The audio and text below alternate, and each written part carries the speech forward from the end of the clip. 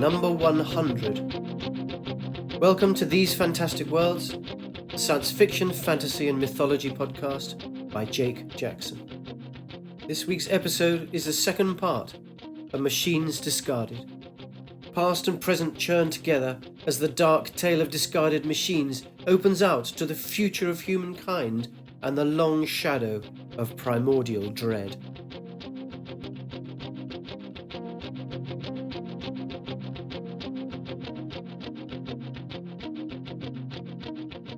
Machines Discarded, Part 2.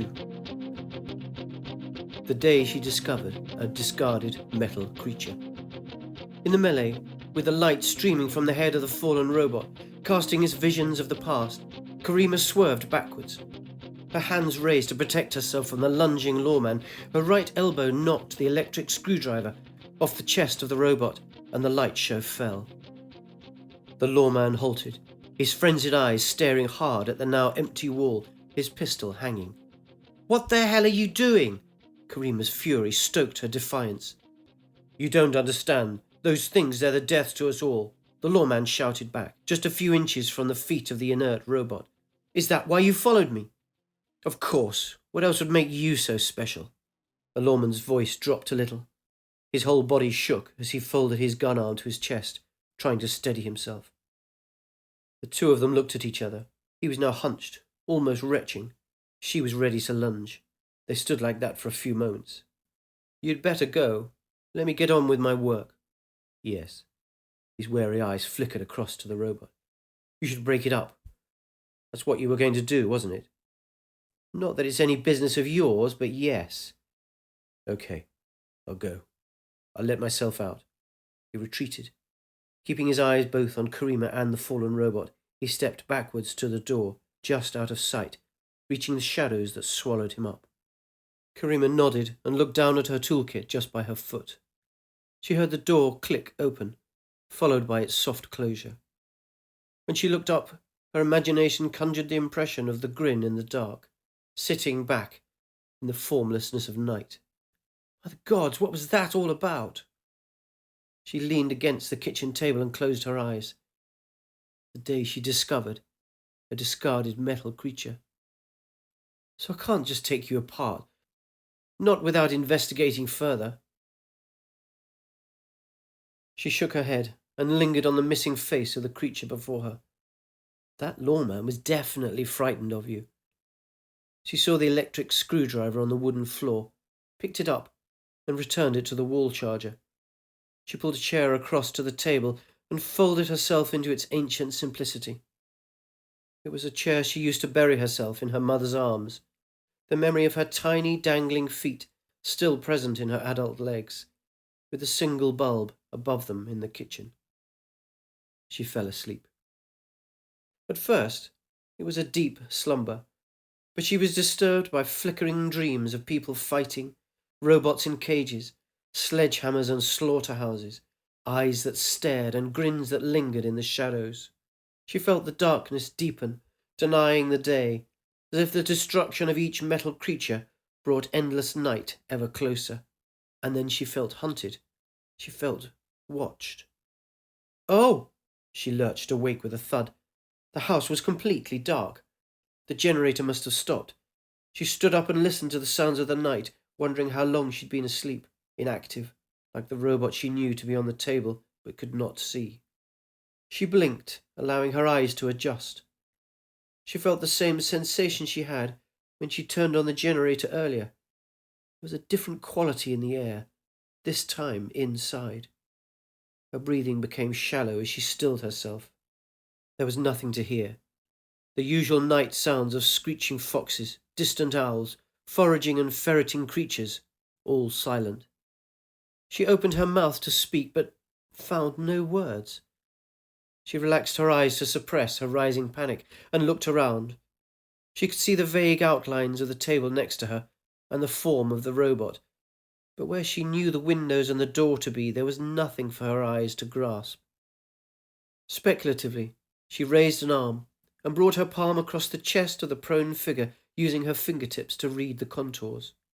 She lifted her other arm and reached for where she knew the electric screwdriver would be. A huge, deep shudder rocked the house for a moment, like a gigantic footfall from far away, a wave of motion breaking across the face of the land, reaching across to wrestle with her house. She felt the array of hanging pans above her kitchen sink knock against each other, soundlessly. She grabbed the screwdriver, noted its warmth, and knew it to have charged. She mouthed, "Thank you," and passed it to her other hand. She pressed it into the chest of the robot where she'd laid it accidentally earlier. Something in the air shifted. An echo of the footfall, perhaps. Something that disturbed her equilibrium. The screwdriver swiveled, but Karima held it back, and feeling the dents and apertures in the dark of the chest, she felt a way of securing it in place. The day she discovered a discarded metal creature. The room exploded with light. From the top of the broken head of the robot, a wide beam projected outwards, a milky burst of motion that wiped at the darkness. Karima felt the air rebel. An instinct perhaps grabbed her and forced her to reach down to the toolkit on the floor, and she grabbed a claw hammer. Feeling a swipe of air above her, she thrust the hammer up into a solid, fleshy object. She pulled away and swung again, absorbing the rippling blowback before stepping to the side, ready. But a dead thump across the floorboards told her what she needed to know. She felt a distant echo of the thud in the air, and now her nostrils recoiled from a stench that invaded her pores. She gagged, brought her arm across her nose and mouth as her eyes flitted to the moving lights. The silent movie was a hologram floating in the air, clinging to the dust. Pale figures chased across the view, with scenes at first of robots walking alongside people, helping them, lifting objects, cooperating, discussing. But a darkness played at the edges, a long shadow that consumed distant hills, the top of tall towers, and smaller shadows that moved independently, broke away, crawling and skittering, and began to flick into the people.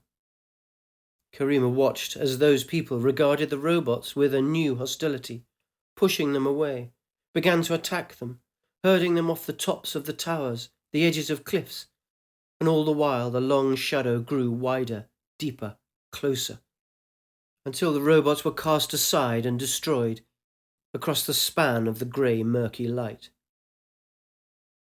Occasional limpid oases surrounded places where the robots still existed, until they too were extinguished, one by one. "Oh, hell!" Karima mouthed. The foul stench invaded her mouth again, and the muted light of the hologram revealed a ripple of motion across the robot's limbs, as though an agitation occupied its silicon core. She looked again towards the images cast before her. What she'd seen a moment ago was the past, but she now realized the future too was laid out, as the long shadow in the silent movie consumed human and organic life, swelling and spreading as all matter was absorbed by the gathering darkness, a formlessness that fed on dust and the stars created from them, an abomination that dwelled beyond our universe, that could not find its way past the photon epoch at the beginnings of our space and time, that now intruded from beyond and before, but burned still when it touched the light and the silicon of the metal creatures we had created. And Karima realized that the future was here, now, in her home. The amorphous chaos of pre-eternity, the cosmic horror of the before in the now, had reached her world. She knew what she had to do. She grabbed the charger and the screwdriver, flattened herself against the table and rolled the robot onto her back, its hologram still beaming. She took a swift look behind her, seeing the light catch at the fetid remains of the lawman slumped on the floorboards, his head and shoulders already gnawed by the creeping vast darkness. And she saw her home. This world would be consumed as soon as she left. "Well, you're not getting me." She clenched her teeth and fled. With the robot once more slung like a rucksack, she took the route she knew so well. In the dark, without seeing, she headed for the farm with its water and its others who had watched as she did. Perhaps they could survive, rebuild the robots, and create a new era of light against the long shadow of endless night. She would always remember the day she discovered a discarded metal creature.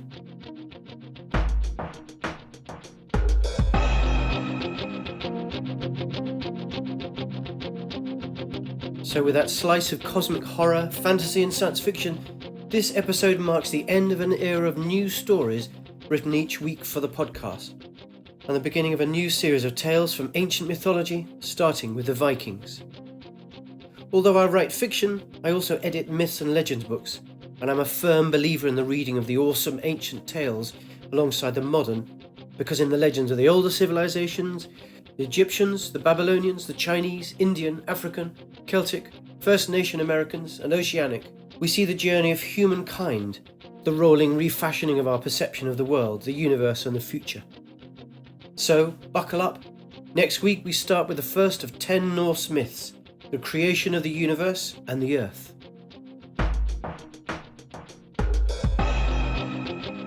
This is Jake Jackson. Thank you so much for listening. I look forward to seeing you next week. Goodbye.